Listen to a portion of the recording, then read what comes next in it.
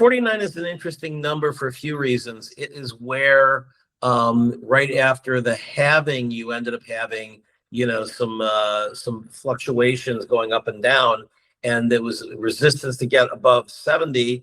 And then you ended up having, I believe, the macro story of a little bit of early panic was when Germany ended up selling their Bitcoin. And that, I think, went down to about 49, and that was it.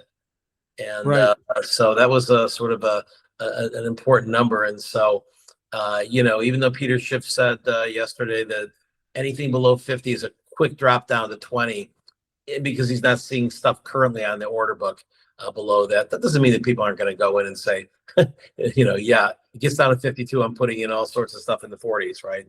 And Right, for sure. I don't see any scenario where historic cycle advocates and Bitcoin bulls are going to let it fall all the way down to 20 without scooping up a lot.